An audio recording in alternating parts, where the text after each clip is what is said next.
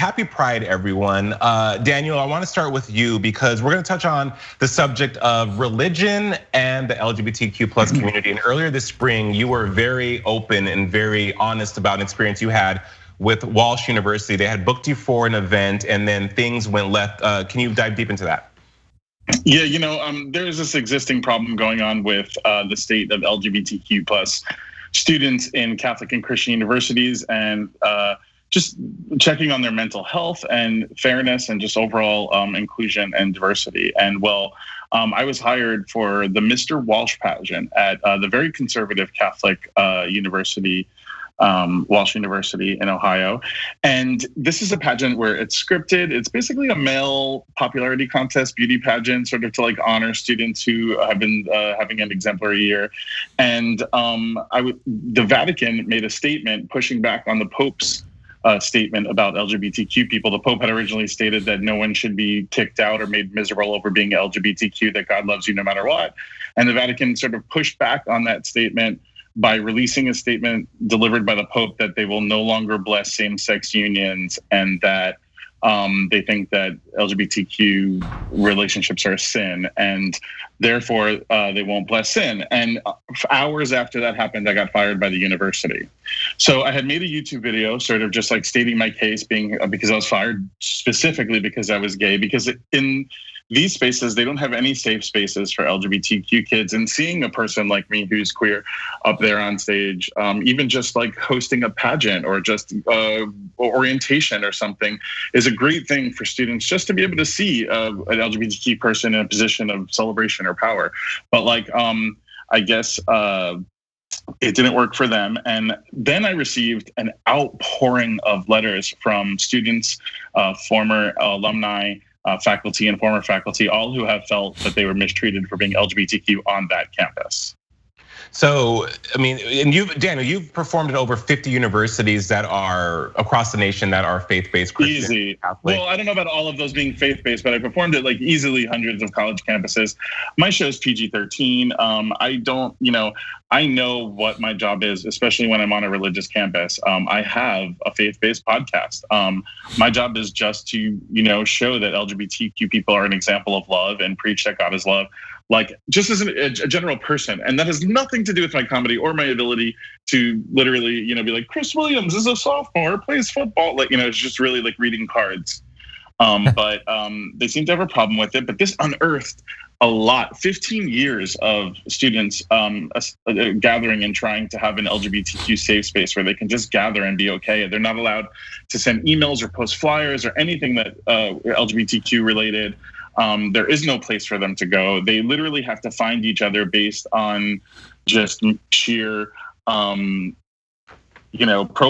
and wondering if somebody might be gay or not based on how they look or how they dress. There's no way for them to gather and organize, which creates a really unsafe environment. And in a lot of these schools, there is a organization called REAP, which is holding a lot of these colleges accountable, and now has a joint lawsuit on Christian colleges together. But a lot of these spaces, they're mistreated. And if they're found out that they're gay, they could lose their credits. They could be kicked out of the university. They could be even worse, forced into conversion therapy. So this is like a very hot button topic right now that I just happen to step in. I mean, I'm a comedian. I just want to, a lot of times when a lot of this stuff happens, I just want to be funny and tell penis jokes. I don't want to. I don't even do that. I want to just keep it light and make everybody have a good time and unify everyone. But this was something where I had to I noticed that when this happened to me, that a door had opened, and that had previously been closed for over almost 2 decades. And there was not another time that I saw that door was gonna close again. So I brought all of these accusations from all of the student body and faculty and stuff to the public air again in another video. And this has led to a series of meetings that they've had at the school. They had a student government meeting. They've tried to organize. They're being shut down on every turn when looking for a place to have a club. Even as far as student government law goes, they're supposed to get an answer within 10 days, and it's been well over 2 months. And there's still no, resolution for these students who now have been meeting at a gazebo on campus, which is you don't have to reserve. It's just something that's on campus. So they turned it into the gazebo. And whenever there's like a student, they're on the other side of campus in a little tiny gazebo, handing out flyers and trying to reach each other. But it looks like they're going to try to wait out this this school year, and hopefully hope all the troublemakers will graduate or whatever. And that's just what it seems like. And they're not going to really address it until next year. But on my show, Yash Jesus, we're going to hold them accountable and keep checking in. Well, you definitely held them accountable in your video on YouTube, which I watched multiple times, and you were so visceral and so honest about how you felt about that, and I agree with you when you say that that some of these institutions are abusing their tax exempt status and the Religious Freedoms Act to enact discrimination. As you said, it's a ripple effect, and it's sad because here we are in 2021, right, where we hope that you see a lot. You see a lot of places, especially like in Los Angeles and religious places that are saying like, all is welcome, all are welcome. And we thought that we're turning a page and turning a tide when it comes to that, but also living in a bubble of like Los Angeles or here in Miami and other areas that aren't so progressive. The discrimination is probably more prevalent now than ever. And you bring up the Vatican rescinding and pretty much rolling back what he said about supporting gay marriage and supporting same-sex marriage, because on March 15th, the Roman Catholic Church said they cannot bless same-sex marriages. Sorry, but however, back in 2013, the Pope was quoted saying about members of the LGBT community, quote, "If they accept the Lord and have goodwill, who am I to judge them? They shouldn't be marginalized." And then in the 2020 documentary Francesco, he also called for the creation of civil union laws for same-sex relationships. And he's quoted saying that homosexuals have a right to be a part of the family.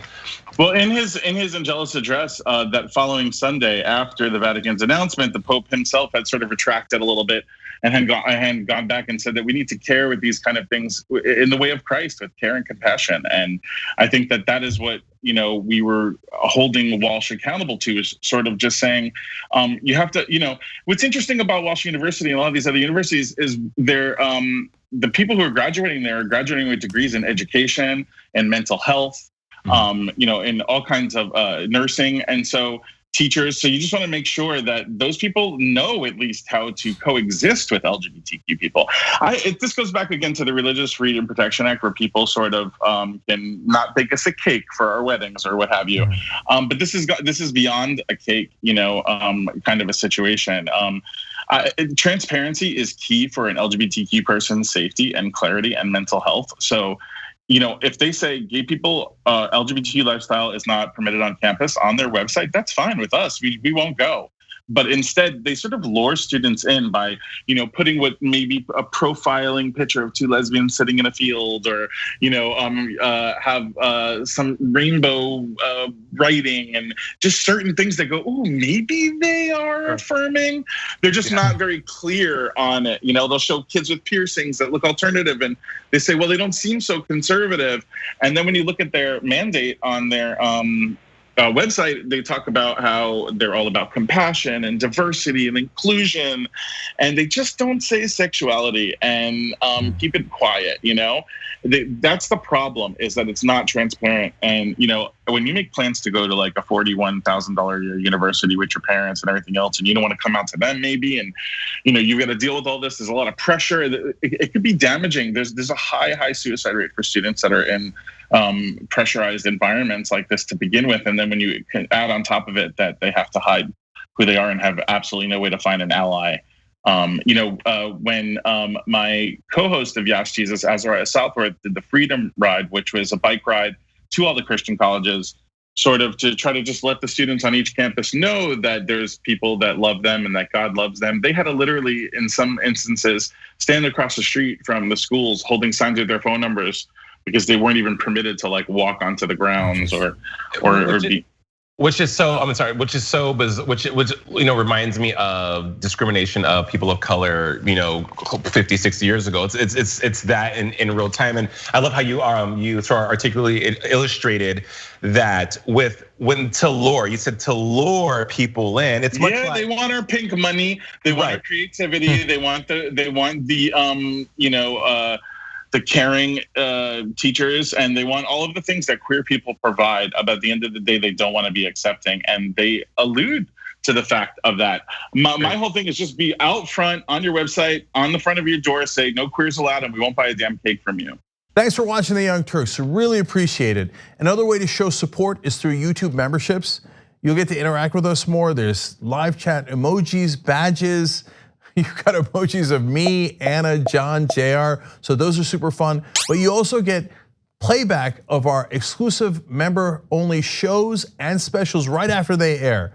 So all of that, all you gotta do is click that join button right underneath the video. Thank you.